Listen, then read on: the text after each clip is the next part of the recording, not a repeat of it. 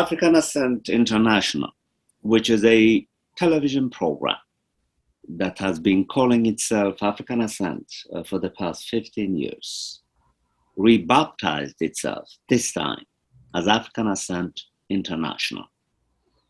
What a great honor to bring Dan Connell, who is currently, I hope I'm right, a researcher at Boston University, and whose legendary work on Eritrea spans for decades. He has reported for BBC, VOA, AP Reuters, and other media, and he has been consulting for aid agencies and human rights organizations. His prominent books include Rethinking Revolution, 2002, Conversations with Eritrean Political Prisoners, 2005, and the Historical Dictionary of Eritrea, 2010 and 2019. But the subject matter at hand is going to be, in my judgment, and I hope I'm not bragging, one of the best episodes done on the politics of East Africa, as chronicled in his latest book by my good friend and publisher, Connell, my childhood friend, Against All Odds. Among many other things that I remember about this journalist is his passionate commitment to the Eritrean Revolution when it germinated. And then equally impressive is his rigorous and courageous critique when Eritrea sadly made it to the list of failed states. In both instances punctured by the moods of time, he was both a passionate advocate when it was a necessary and sufficient condition to introduce Eritrea to the globe, and equally critical with rigor and passion when things turned sour. African Ascent International is truly honored to bring you Dan Connell, who, in my judgment, is an exemplary journalist who combines the perfection of a well-groomed journalist, the passion of a writer, and the courage of a political journalist. African Ascent International welcomes. Thank you very much. Connell for the first Thank you. I'm honored to be here. Let's begin with the following question, Dan, and take about 20 minutes, if needed more, and introduce the world, assuming that the world doesn't know even where Eritrea is, to Eritrean/Ethiopian history, and then following that, the chronicle of the Eritrean Revolution, through which and by which he became famous. Well, you know, it's interesting. I live about 60 kilometers outside of Boston, in Gloucester, Massachusetts. And in Boston, there is, at the Christian Science Center, a globe. It's a big stained glass globe that you can walk through to see the world. Eritrea appears in that because it was made in the 1940s. In the 1950s, of course, Eritrea, a former Italian colony, which was turned over to the British for 10 years after the British defeated the Italians in 41, and then adjudicated by the UN and federated to Ethiopia in 1952. The country was known before that as at least a colonial territory and then a protectorate. And then it disappeared from many maps in the 1960s after Haile Selassie annexed the territory into Ethiopia, calling it its 14th province. annexation, of course, provoked a response. There were already movements opposing the Ethiopian occupation at the time.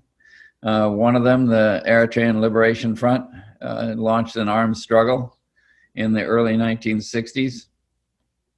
And that was hard at it in the 1970s when I first went to Eritrea myself. I got there in the throes of a transformation of Ethiopia, as Haile Selassie had been overthrown in 1974 by a military coup, a junta known as the Derg, which is simply an Amharic word for committee. And it was at that point under a second siege. So when I was in Ethiopia for the first time in 1975, I didn't really even, frankly, know much about Eritrea. So the questions you're asking are the questions I was asking at the time. I kept hearing about this mysterious war in the north of Ethiopia that was not getting any media coverage because no journalists were allowed in. But it was draining resources from all over Ethiopia. And you could see this happening, that the military was promising transformation of Ethiopia, but it was investing most of its resources in the war in the north. So I, at that time, managed to get a permit to go north in Ethiopia to the feeding centers in Wollo and Tigray, two northern provinces of Ethiopia, that were the site of a terrible famine in the early 1970s, 72, 3, 4. One of the things that helped displace Selassie, in fact. But there were then thousands of people still in these feeding centers. So I was not a professional journalist. I had the aspiration to be one. I had the aspiration to learn and to talk and write about what I saw and heard. So I got a permission from the Relief and Rehabilitation Commission of Ethiopia to go north to these feeding centers. I contacted the Washington Post in Addis Ababa, which was their base for all of Africa at the time. They had one journalist covering all of Africa, typical of the US media. And I said, look, I'm interested in looking at the conditions out in the countryside and to see what the government really amounts to when it comes to meeting the needs of people outside of the spotlight of the urban centers. So they said to me, we'll take a look. You do it and get it back to us. So I went off. First, I actually went to the Ogaden. Then I went north to Wollo. And as I went up there, I kept hearing more and more about the war in Eritrea. So I determined that I was going to see for myself. I hitchhiked, literally, up the highway into Tigray. I met two Eritreans who were traveling back from Diradawa from an Africa Cup event there. And we're headed for Asmara, the capital of Eritrea. And they offered, when they learned of my interest in Eritrea, to take me in. So we stopped in the city of Mekelle, which we'll talk more about, of course, as a place, the capital of Tigray. And they got me a permit to go on this convoy that was going into Eritrea. We then went up to Aksum in the north and waited for about 2 weeks until the convoy was ready. Word went out finally, very quickly, that there was going to be an armed escort for a convoy going up into Eritrea with supplies. This was, of course, because the rebel movements, then two movements, the Eritrean Liberation Front and the Eritrean People's Liberation Front, EPLF and ELF, control much of the countryside. The government could only move when they had a big armed escort, so between cities. So at 5 a.m. in Adwa, we gathered maybe 400 or 500 vehicles, buses, trucks, cars, and army tanks and escorted by troops fanning out as we moved across the border into Eritrea. It was a very dramatic scene, and it was all the more dramatic because all the troops had U.S. Army surplus uniforms on. The canteens had U.S. stenciled on the side. It looked for all the world like a Black American army. That spoke, of course, to the historic relationship between the U.S., which had backed Haile Selassie and Ethiopia throughout the 1950s, 60s, 70s, right up until Haile Selassie was overthrown. So they were still backing the military, the self-described socialist military junta, in an effort to show that the U.S. could support radical nationalists in Africa. So I went with them up through Rama, crossed the border into Eritrea. We went through Adikwala, where we all stopped for a night. Then we went to Mendefera, or Adiugri, as everybody called it, after the village that was there at the center of what's now Mendefera city. And we spent another night. It took 3 days to get to Asmara. And that was because we had to move so slowly and carefully. We were not attacked. We didn't meet the rebels. We got to Asmara. We checked in with me and a friend to a small pension right next to the cathedral in downtown Asmara, and went to sleep. The next day, we walked around, explored the city, and then suddenly there was an explosion of violence. There was shooting around the city, and everybody raced to get home. We went back to our pension and waited to see what was going on. Through the night, all we could hear was bullets flying around the city. The next day, we learned that the colonel who had led the convoy in, Colonel Beshu Gebretekla, had been killed by guerrillas of the EPLF in a bar run by a woman named Nebiat, who had set him up, pretending to be his girlfriend, drew him to her bar. When he got there, the EPLF assassins came out and shot him in the car. The Ethiopians went on a complete rampage, taking it out on the population, as they often did, as I learned. And after it was over, they went around with lists of suspected sympathizers to the rebels, and they pulled people out of their houses and executed them, leaving bodies on the corners of strategic street crossings to send a lesson to the population of what happens. Now, I'm telling this story in detail because it had a huge impact on me. When I went around asking questions about it, people said, this happens all the time. We're just not getting it reported. And they told me stories of rapes and kidnappings and executions. They showed me bullet holes in the walls of restaurants and bars and people's houses. I was taken into houses. And what was interesting, of course, was I was an American and they were facing an American-backed army, but they saw a difference between an ordinary American and the government. And rightfully, because I was an active protester against government policies at the time at home. But it was an attitude that was sophisticated in making the distinction, and they wanted to get word to the American public about what they were dealing with. I made a commitment at that time to do what I could to get the word out, and I have been driven by that commitment ever since. I did get out of Asmara after that. I came back to Addis. I contacted the Washington Post and I said, look, this is what I saw and heard. Are you interested? They said, go write it up. So I sat down with it, and as I was pulling it together, I got a tip from somebody in the US Embassy who was dissatisfied with American policy also, that there was a big Ethiopian campaign designed to retake the countryside of Eritrea.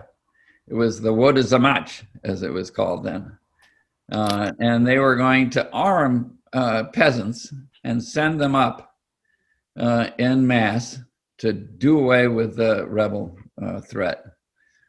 Now, of course, what ended up happening with that was that the army that they amassed was not trained, it was not disciplined, it was not well organized or led, and it was decimated in the confrontation with the Eritrean guerrillas. The interesting thing about this story is that we're seeing something very similar going on today with Tigray and a different Ethiopian government with the same approach to dealing with a rebel movement, as they call it. They're not really rebels, but an opposition movement, let's say, in the Tigray case, of trying to mobilize a mass army of untrained, unorganized fighters to send them up to wage war. I ended up writing the story of this. The Post published it on the front page, and I broke into big-time journalism, of course, all at once. I went from there to Sudan. I made contact with the ELF and the EPLF, and I asked them if I could come in and see the situation from their side. Took several weeks before they trusted me enough. They vetted me, they checked my bio out in the US, and they took me in the summer of 1976. I traveled for 3 weeks with, or 2.5 weeks, I guess it was, with the EPLF, and then they handed me off in the Kabasa, the highlands, to the ELF, and I came out through Tessenai, or the Tessenai area, with the ELF, looking at the activities of both fronts. What was striking to me at the time, and which I wrote about, of course, in Against All Odds, was not the military situation, which was interesting. It was really the social, economic, and political work that was going on at the time with the population. So I came back the next year in 1977, sorry, and spent 6 months in the field, this time all with the EPLF, gathering more material and writing about it. I actually wrote a whole series of stories for the Washington Post, which they thought was more suited for a sociology journal than for a newspaper. So they condensed it all to short stories. But that I came back again, and I was again struck by the focus on the social and the economic work that was going on and the motivation that this generated from within the population.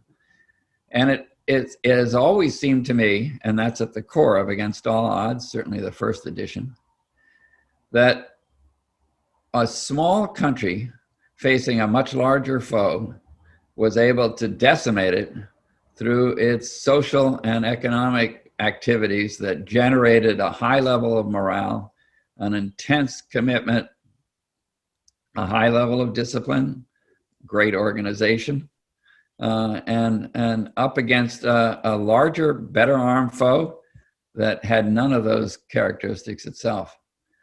Now, I'm going to come back to these values and this situation when we talk about the current war in Tigray. But it was that situation that motivated me. And by then, of course, 1977, things were in the process of changing within Ethiopia. Ethiopia had been backed for 15 years at that point in this war, 16 years almost, by the United States. But in 1976, the Derg leadership aligned itself with the Soviet Union. And in 1977, the US was booted out. Ironically, of course, the Soviets were in neighboring Somalia at the time, which was Ethiopia's foe and threatening Ethiopia from that side, in the southwest of Ethiopia, southeast, sorry, in the Ogaden. The Russian advisors that were in Somalia were also kicked out when they allied with Ethiopia. They simply changed to Addis Ababa, traveling from one capital to the other. The US realigned itself with Somalia in a kind of musical chairs that just showed the cynicism of the superpowers at the time. They traded places and the war escalated. The war in Eritrea, of course, got much more serious because the Soviets came in with billions of dollars in equipment, advisors, and training. They built a new army for Ethiopia, which in 1978 did come back and reinvade Eritrea from about 14 or 15 different points from within cities, from the sea, the Red Sea, and from coming up through Tigray in central Ethiopia. They recaptured most of the cities and towns.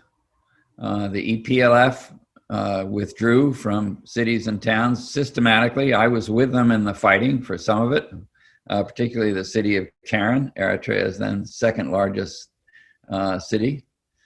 And they would fight on the outskirts of the city while trying to evacuate the civilian population and take everything else out that they needed. When they saw they couldn't win, they quietly withdrew during the night. The Ethiopians came in, would occupy a town or a city and claim a big victory. Of course, they hadn't fought a victory. They just had gotten it by default. And that continued until the Eritrean forces were in the Sahel mountains, when they used the mountains to compensate for the lack of armaments. The mountains became a fortress. And the tanks, the artillery, even the aircraft were not of much use because the Eritrean forces dug into trenches that were camouflaged from the air and from the ground, and they were up on high spots around the town of Nakfa, which of course is the currency for the country today. And the Ethiopians were never able to take Nakfa. That was the point where the advance stopped. The war stalemated for years.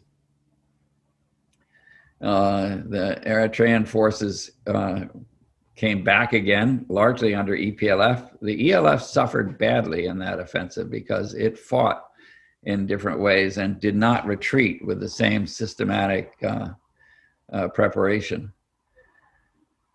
So by the end of the 70s, the EPLF was the more dominant front. And then in 1981, in a breakdown into civil war, which has yet to be fully explained, the EPLF drove the ELF out of Eritrea altogether into Sudan. And this is another issue to come back to, but they were never permitted the ELF to come back in as co-nationalists, even after the end of the war in 91. But in the 1980s, the EPLF became the only real armed force within Eritrea fighting the Ethiopian forces. And gradually the balance of force changed. Then, of course, in the mid-80s, there was a terrible famine that swept through much of Africa. Interestingly, the worst affected countries were Sudan, Ethiopia, Angola, other countries that were at war. So the famine was really a mix of man-made and natural disasters that coincided together. And history keeps repeating itself, doesn't it? The situation caused a stalemate to set in the war. And it was not until 1988 that the Eritrean forces turned the tables again. And the EPLF then flipped the encirclement that they were under, encircled the Ethiopians and the cities and towns, and gradually closed that circle until finally they won the war in May of 1991. I was in and out of Eritrea many times during those years. I had taken a kind of side trip, so to speak, in the early 80s when I was banned from Sudan under pressure from Mengistu in Ethiopia on Jafar Numeri, who was then the president of Sudan, to get coverage stopped, again, to put the lid on the situation. I actually stayed in Sudan for 6 months after I was kicked out, but that's a whole other funny anecdote that I tell in Against All Odds. But then when I left to come home, because I have 2 children I was taking care of part of the year, I could not get back in. So I took a year with Oxfam America, a major NGO in the US, which was becoming involved in Lebanon during the time that the Israelis invaded in 1982. And they hired me to go in to the war zone to set up an emergency program. I did that.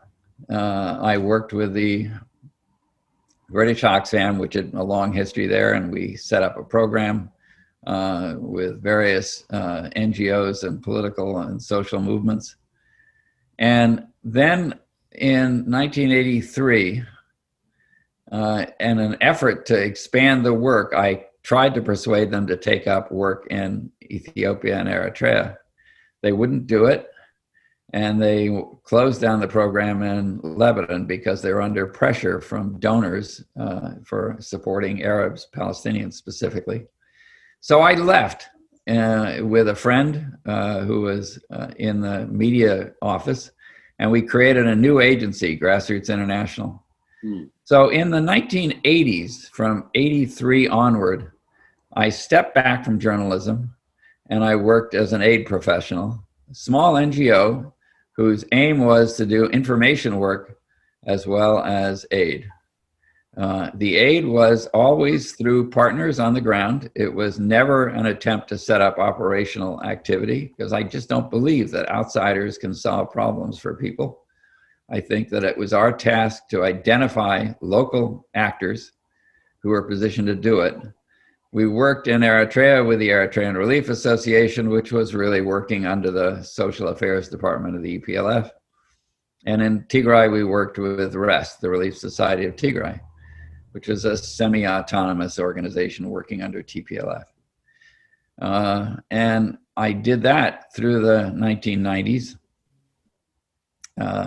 Through the 1980s, rather, into 1990, when I left finally, seeing the end of the war in sight, to write Against All Odds. I took basically a year off in 1991 to go off to an island in the Philippines, which I was familiar with from other work that I had done, and wrote most of the first part of the book, which I completed and published in 1993. It was at the time, 2 years after Eritrea had won its independence, with the support of Ethiopia, which monitored UN overseen referendum on Eritrea's sovereignty. And I was in and out during that time as well, as a writer and a researcher.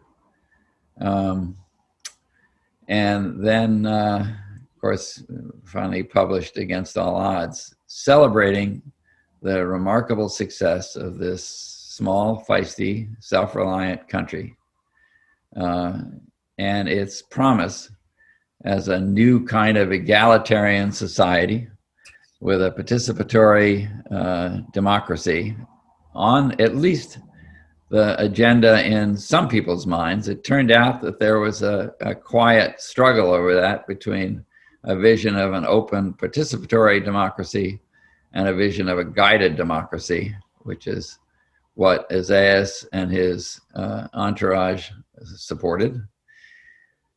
But I had hopes at the time that the participation of people up until that time, the accountability that did exist within the movement at an unusual time during the struggle, through the mechanisms of what I was to discover was a secret party that had operated inside the front for a long time, with a kind of limited collective leadership. I was convinced, wrongly as it turned out, that once there was a structure of law in the country, a constitution, and an arena that was defined in which issues and differences could be struggled out nonviolently and peacefully, that there was a way of dealing with the authoritarian tendencies which I was aware existed within the EPLF and had since its formation. I, at the time, kept quiet about my reservations and celebrated the the achievements and the expectations of more. The book, Against All Odds, got an afterword in 1997, which further stated my optimistic, my hopes at least, let's say, with some reservations that were obvious to me by that time, that Eritrea was showing a limited capacity for tolerating any kind of discussion or difference. There were instances that I saw and argued about privately, but kept out of my writing at the time. That were things like the shutdown of independent initiatives by non-party people. Even daycare centers by veteran women fighters were closed down by the party, with the argument that the time was not right for this. And it was always that line that came from Isaias and others close to him: the time is not right. There were specific instances that made it very clear to me that there was a real contradiction in the vision as publicly talked about and the actuality of life in Eritrea at the time.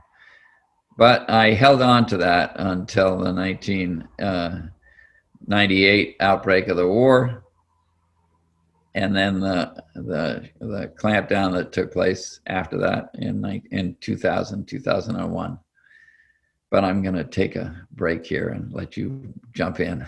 Of course, that was remarkable, and as I thought. Now, let me pick your brain somehow, perhaps unjudiciously, and if that is the case, you can always decide not to answer the question. How much of Eritrean history did you know before you decided to commit yourself wholeheartedly to this burgeoning revolution to which you became attracted as a consequence of your own personal respect for what he called participatory democracy, which is further guided by the idea of self-reliance? I know, after I did some work on your biography, that what attracted you to the Eritrean effort to seek and successfully realize its independence is what you alluded to earlier. This dream, this aspiration to develop a country that nobody knew anything about by its own bootstraps and become independent.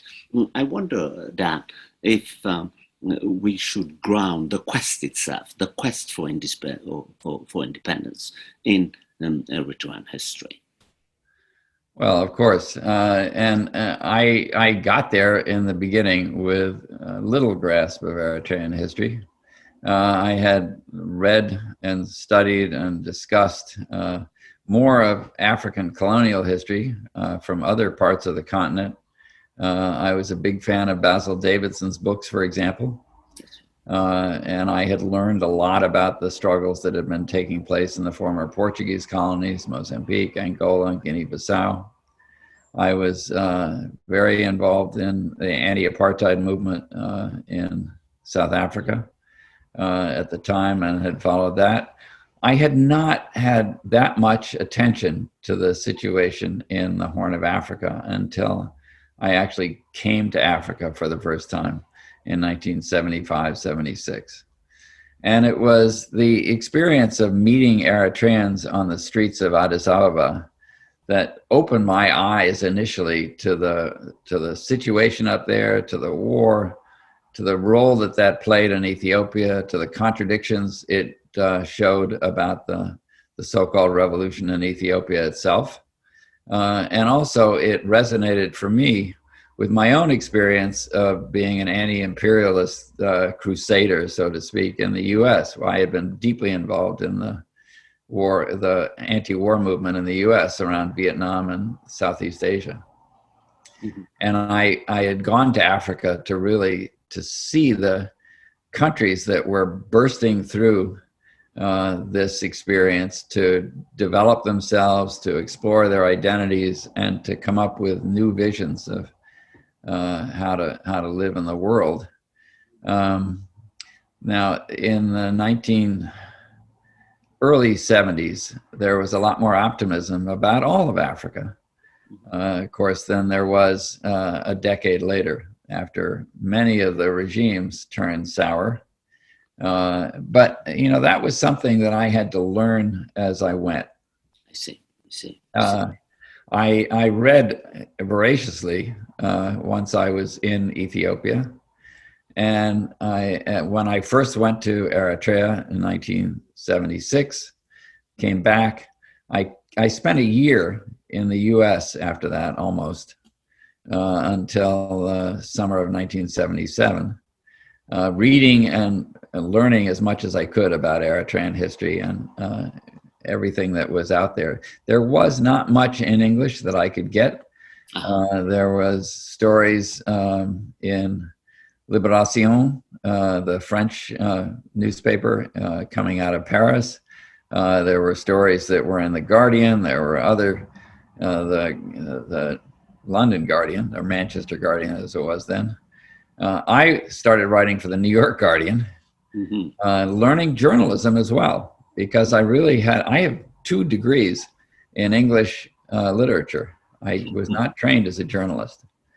So I learned political science and journalism as a technique, as a way of realizing my own activism and bridging what I was seeing and hearing for a wider audience.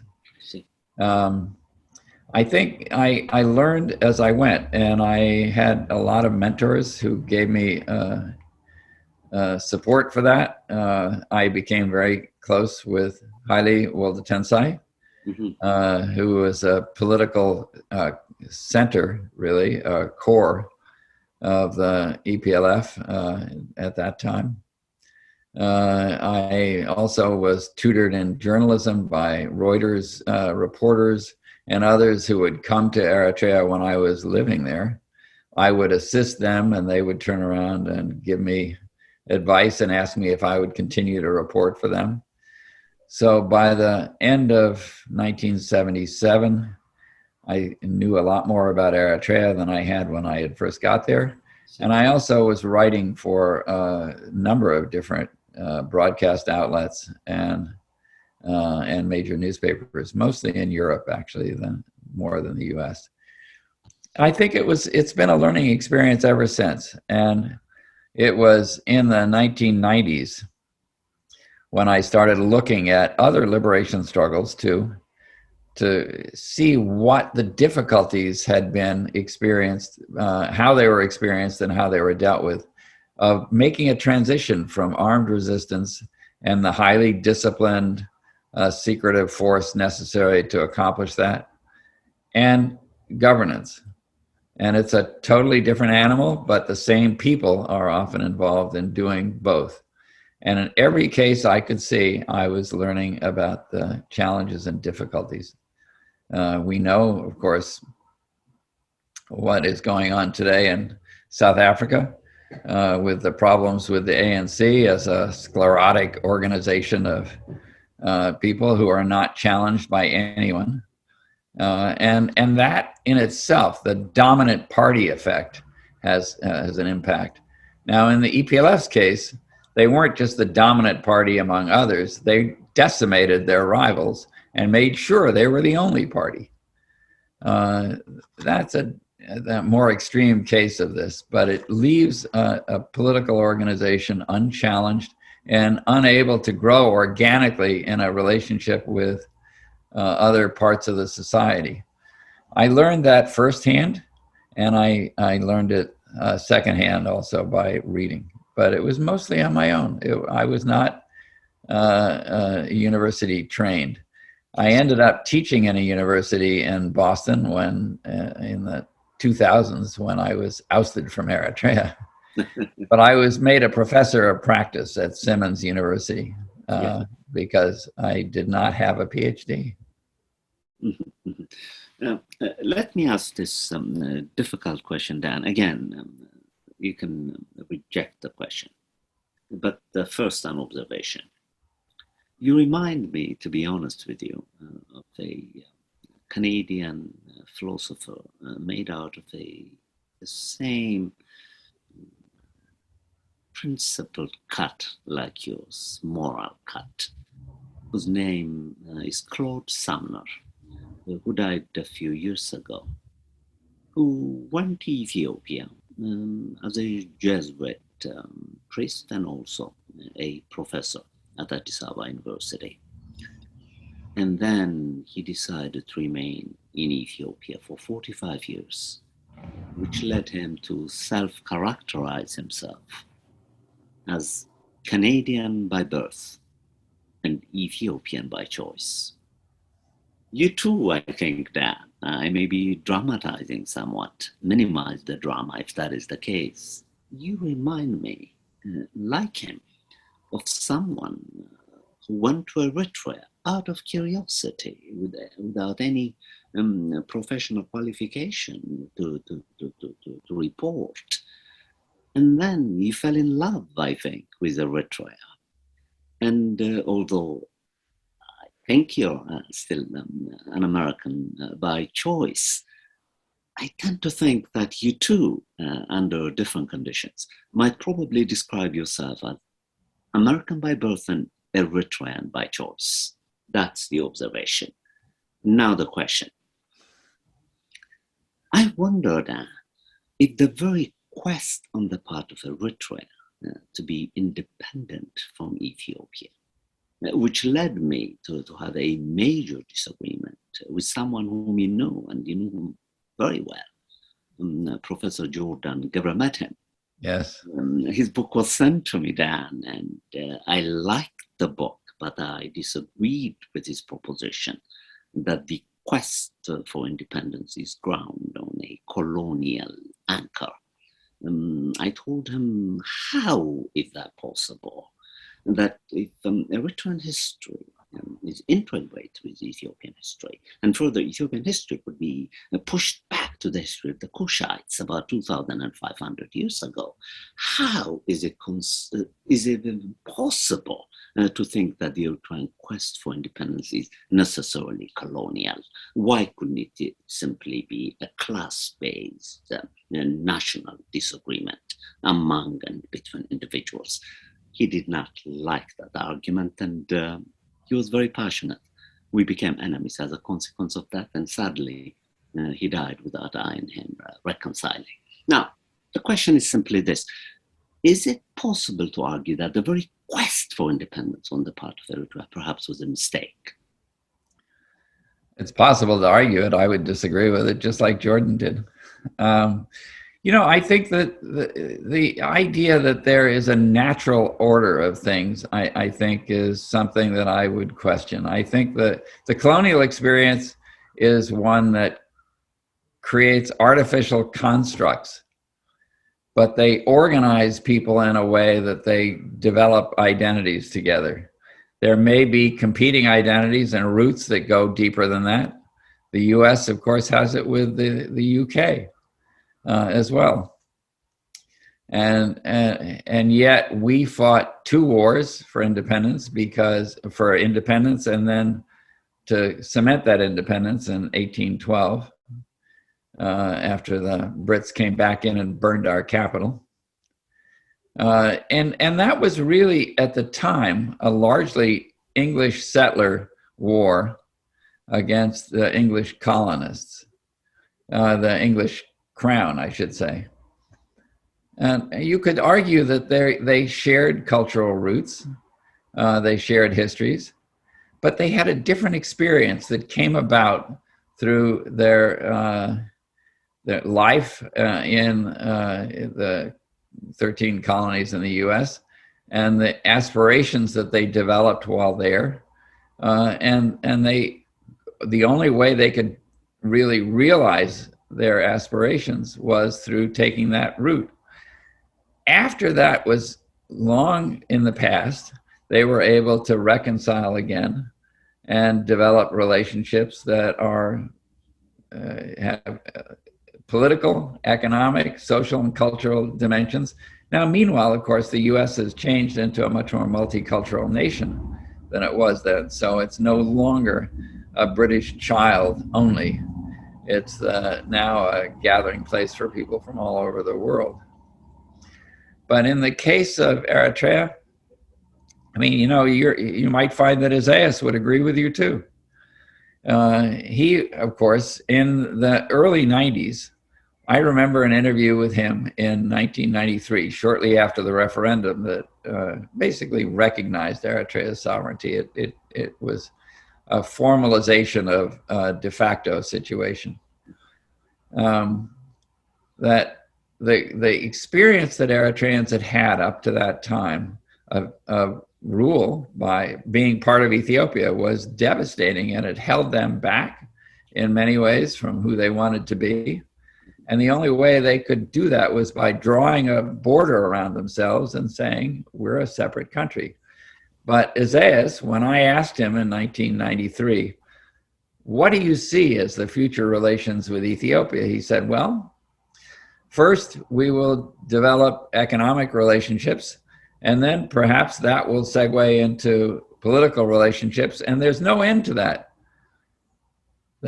And I said, you mean you could see a federation? He said, I wouldn't even call it that. There is no limit to the relationship that we can develop once we have our feet on the ground. Now, I think that concept of nationalism as a kind of temporary building space, in a way, is really a useful one in its own right, because it doesn't reify it into something that becomes a solid block that can never change and never develop. It just gives it a chance to develop in its own way through a phase of protection, so to speak. And I think that was the idea. Now, from Isaias' standpoint, I think he always saw this as a chance to build a strong Eritrea, as a base to then turn around and dominate Ethiopia, much as the Italians tried to use Eritrea as a stepping stone to conquer Ethiopia and build the Italian East African Empire. In fact, I think there's a lot of that in Isaias's vision. Incredible. I appreciated the response, truly. You educated me. It's analytically sharp and historically informed, for which I'm grateful.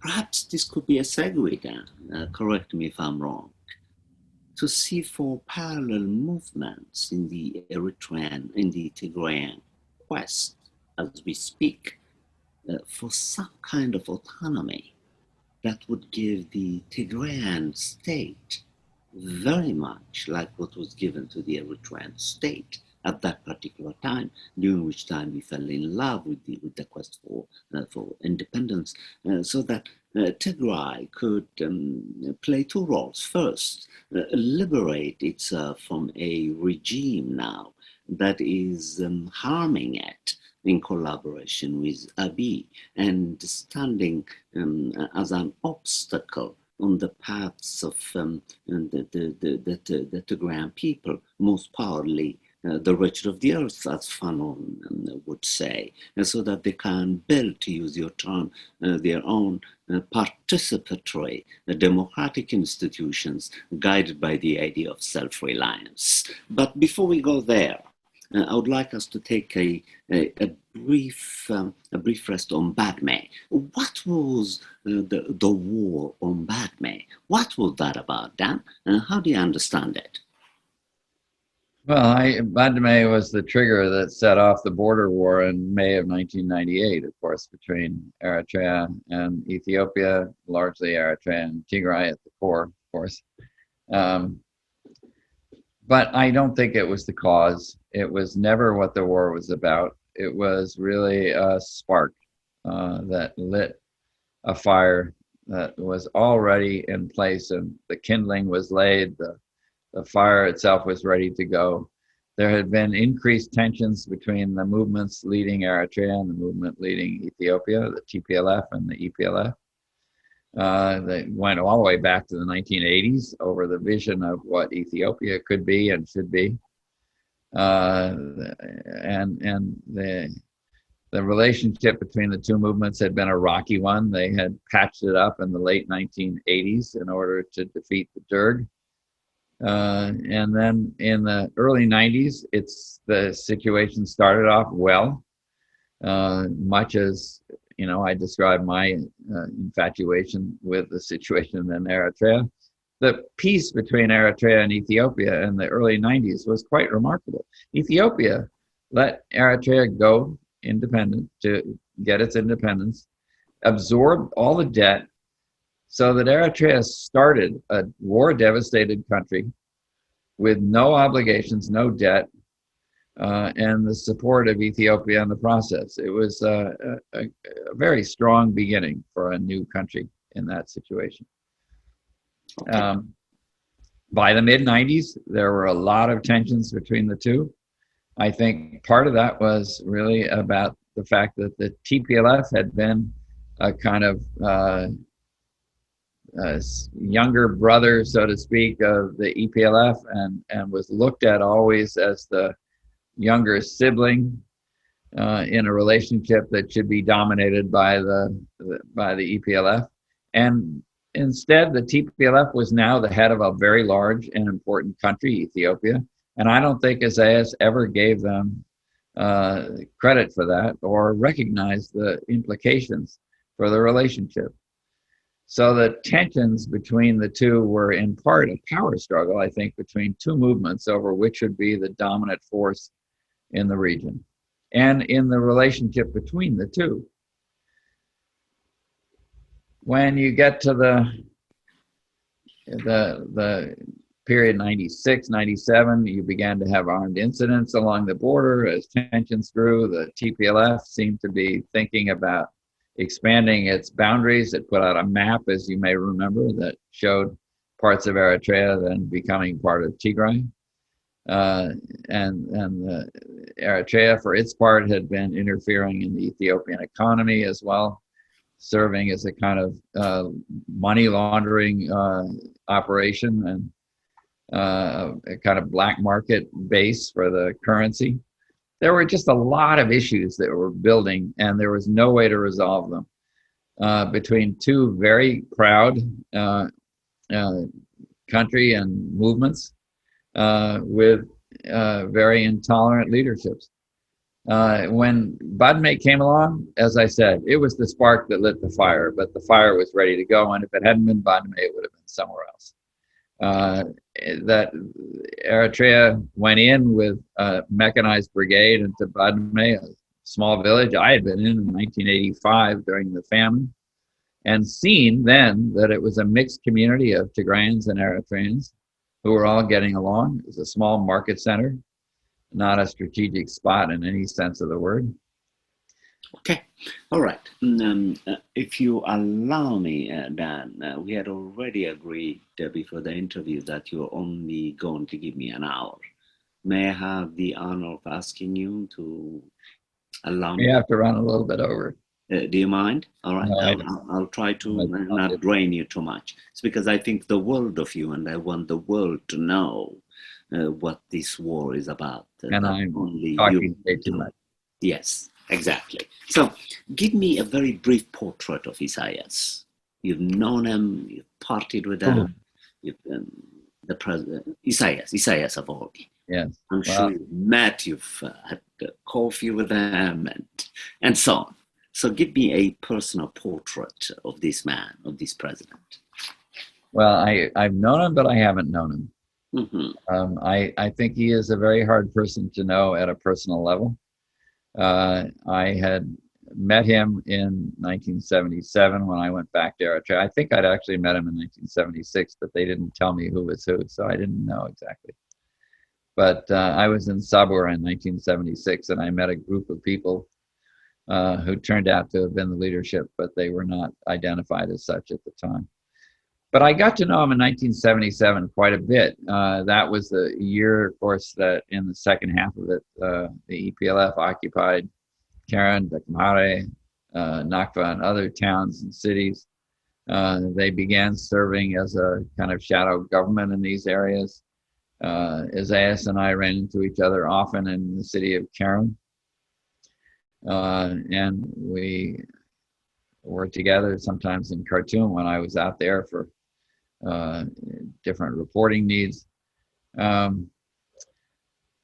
He was a very impressive figure. He was, I think, a brilliant strategist in terms of organizing resources to wage the war for liberation. I did not get to know him at a personal level because he was just not there in that way. Others I spent a lot of time with in the field, I did get to know and establish deep personal relationships.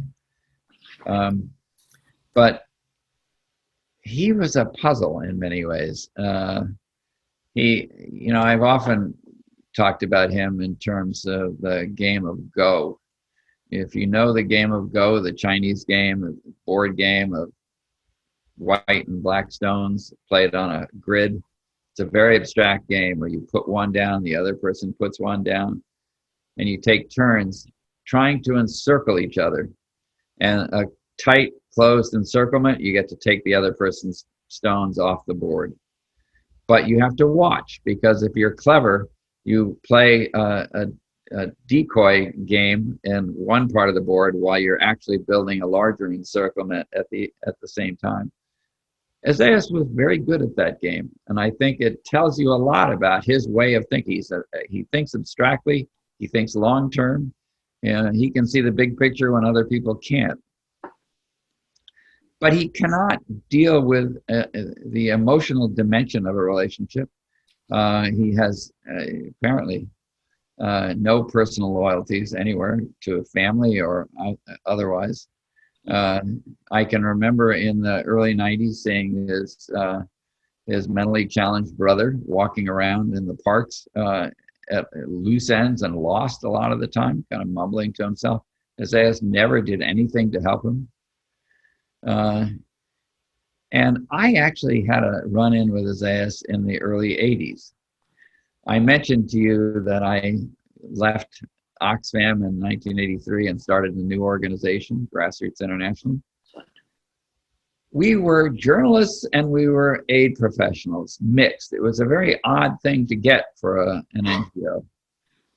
And we went into hotspots. We were in Lebanon, in the West Bank, in Gaza. We were in Eritrea to start with. We expanded, and Tigray. We expanded into the Philippines. We went into South Africa with the anti-apartheid movement. And it was our task to not only get aid to people who could deal with it and had a vision of change that was worth supporting, not just charity, but support for a social change. And at the same time, we were an informational agency telling the world about why there was suffering in a place. So, for example, in our Lebanon work, we were talking about the need for peace and a change in the confessional organization of the regime there. And in the West Bank and Gaza, we were talking about the occupation. And the solution to the Palestinians' needs was not just money. It was a transformation of their relationship to the Israelis and to the rest of the wider world. So that, when the famine broke out in Ethiopia and Eritrea in 1983, 84, we were on it. You could see this coming, and Europeans who were also working on it, these issues were on it. The public was not aware of it, perhaps, because we don't react to anything until we see the bodies start to pile up. We were in the situation in Eritrea. We had taken a journalist into Eritrea in 1983 who wrote a series for the Christian Science Monitor about the upcoming famine. In 1984, when the news broke, the BBC filmed the situation in Tigray in October, I think it was, 1984. People starving in these camps, these feeding centers. chasing trucks as food was being thrown out at them. We went to NBC, which is the partner of BBC in the US, and said, look, there's another side to this story. There's a war going on. It's not just about the drought. It's about the war. These people you're looking at are there because there's a war, and no food is getting to them there because the government won't permit it. We can take you there. So NBC said yes. They gave us a crew. We took them in. They put a big series on. One of the people from Grassroots International was on the Today Show, the early morning show for NBC. And we were all over the media with this. We raised money suddenly after being a shoestring operation until that point. I had actually been painting houses to pay myself because I wasn't taking any salary from Grassroots for a while. Incredible. But then we started getting money, and we put money into the Eritrean Relief Committee in New York. We put money into REST, the Relief Society of Tigray, and their office in Washington. We brought them into a coalition of NGOs so they could present their case to other donors. And we sent money, of course, over to Sudan for channeling into Eritrea and Tigray. Okay. All good, right? But then I get a message from Isaias, transmitted to me by a messenger who came to my house and said, Isaias wants you to shut the organization down. We have our own organization. We don't need you interpreting this for us. And what I took from that was, this is a man who would sacrifice any good being done if he can't control it. And it was a lesson that I never lost. And I was always at odds with him after that because, of course, I didn't shut the organization down.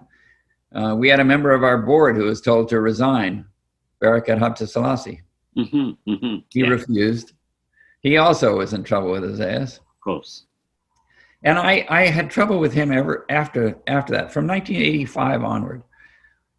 But it was never for me about personal loyalty to the man. It was a matter of the loyalty to the people and to the struggle and the ideals and values that I was seeing. For which you fought. That's right. Now. And I just wanted to tell that story because I have never been under illusion since that point about who this guy was.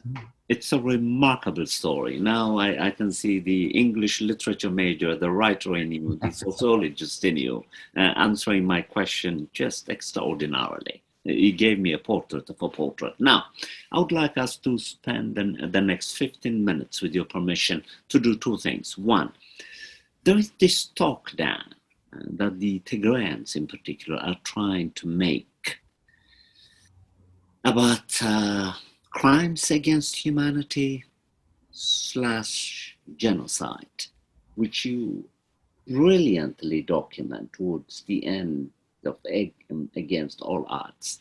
I have two riveting pages that I would have liked to read, but it would take too time. I would like you to make a judicious case, whether or not a case could be made that the Eritreans have committed genocide against the Tigrayans in the ongoing war. That's the first part of the question. Yes. You know, genocide is a very tricky one. I'm not sure it's genocide. I suggested that it was worth looking at in the book. Yes, you did. Because genocide is defined as an attempt to try to eradicate a people or their identity. Now, I don't know whether this would go far enough for that. But I do know that there have been crimes against humanity that have been committed. And I think it's worth looking into this with a serious, impartial investigation by outsiders who can look at this from all sides. And they would look at the problems that the Tigrayans are responsible for as well, because we know of stories in different areas where Tigrayans, sometimes operating as independent vigilante groups, have killed Amharas and others in the western part of Tigray, and Eritrean refugees who have been, the situation has gotten very ugly because the passions have gotten so strong and people have become so basically inhabited by the anger and hatred that they really take the first opportunity they can to vent that anger at victims who are often complete innocents. Okay. These are crimes, Okay. and they all need to be investigated. The bulk of the crimes, though, have been committed by the Ethiopian National Defense Forces, the Eritrean Defense Forces, and the Amhara Special Forces and the Fano militia. On the Tigrayans, I think the documentation is all there from a variety of sources to show that terrible things have been happening, not just in fighting a war, but in undermining people's capacity to make a living, to stay alive. And that's where you borderline genocide, of course, when you're stripping people of the ability to live. And you're going to drive people out in different directions, maybe. You're going to depopulate society. You're going to so weaken it that it couldn't stand on its own, even if the war stopped tomorrow, without enormous help and reconstruction. There's some really terrible things that have happened here. And I was shocked, actually, to see the Eritrean Army do this. It's not the army that I came to know when I was living in the bush with them in the 1970s and the 80s. It's not the army that I witnessed in the 1990s in Asmara, where people would get onto buses and fight with each other over who had to give up their seat for somebody else who needed it. You know, I want to sacrifice. No, I want to. This is not a sacrificing, serving army. It's an army that's been created to really destroy a people. And I am shocked, I'm horrified, and I'm very worried about the Eritreans who have been inducted into this, as you read in my new appraisal. There is a cultishness to this that is frightening. And the way people get inducted into this killing machine, Eritreans raping wholeheartedly and gang raping Tigrayans, this is just, it's shocking. It's shocking to me on so many levels, not just because it's a horrible event, but because it signifies a transformation of an armed force that never would have undertaken this kind of activity in the past. And I think Isaias has really poisoned the younger generation that is participating in this, and they will need a lot of help in overcoming this when this is over and done. Not just the Tigrayans, and they're the main victims of this, but the Eritreans who have been sent to Tigray are also victims. Now, let's end this unforgettable episode that you've done with impeccable precision, with a speculation, a hypothesis, which you outline towards the end of Against All Odds. So what do you think should the solution be? A military victory for the Tigrayans, by any means necessary, leading to the independence of Tigray and the you know, I think what I outlined there was the result of a series of exchanges, many hours of debate, actually, with two leaders of TPLF in Sudan, in which I tried to narrow the gap. What would it take to get to a negotiated resolution of this situation? And they, at the time, had an 8-point plan out that basically said, you know, we want everything back the way it was. And then we'll talk. Well, you know, I said, realistically, that isn't going to happen. What is crucial to you to get you to a table where you'll talk? Now, I listened to Getachew Reda in doing an interview on the BBC on Hard Talk last week. That's right. And it was the same kinds of questions. What would it take to get you to peace? Now, the situation has changed since then somewhat. But at the time, the pressure on the TPLF to support Tigrayan independence is coming from below, from within the population. People are fed up with the experience of what the Eritreans and the Ethiopian federal forces have done to them. And they see no other way out. the TPLF has really tried to moderate that, in my experience, and in my view today. Even then, even Getachew was hedging on that independence. He wants that option, which of course the TPLF insisted upon from 1975 onward, of self-determination. But they argued back in April, and I believe they still hold to this, that their preference is a higher degree of autonomy and a live and let live relationship with the rest of Ethiopia. Now, that would mean altering the federalism on which the country has been based on, to open it up and devolve more political autonomy as well as economic and cultural autonomy. Okay. And I think that could be at least a bridge to a future Ethiopia that is based upon true equality among the different nationalities and nations. And then the end of the definition of the country as an ethnic federalist agglomeration, a Yugoslavia in Africa. I do not think that ethnic federalism has an indefinite future. It's inevitable that one will dominate, the other will resist, and that at some point it's going to lead to conflict and potential fragmentation.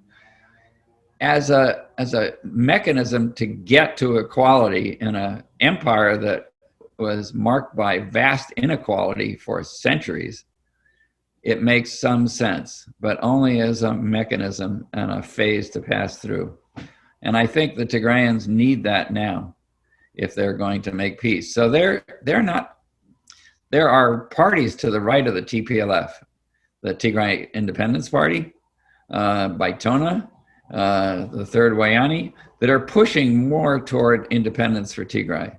The TPLF is the force that's saying, yes, if we have to, but we prefer to be in an Ethiopia in which we have a say in the governance of the country and autonomy to determine our own lives here. Barring that, which Abiy has, for all his talk of ceasefires, not really offered at all, they're fighting on because they are convinced, and I think history shows that they're right, that until a balance of force changes, they're not going to get what they want. Incredible. As I thought that, from my heart, I want to say thanks to you. This was enlightening, transformative, informing and informed. And as I told my audience in the beginning, I think between you and I, we have given a crash course on Eritrean history and the politics of East Africa as exemplified in the tenuous and tense relationship between brothers and sisters, really. Yep. Well, Tedros, I think one of the things that we should always remember is the worst violence in any society is domestic violence. Absolutely. Passions get inflamed over small issues, and every time you get into a conflict over any one issue, you're actually carrying a dozen others behind you. So it's difficult, but I still have hope.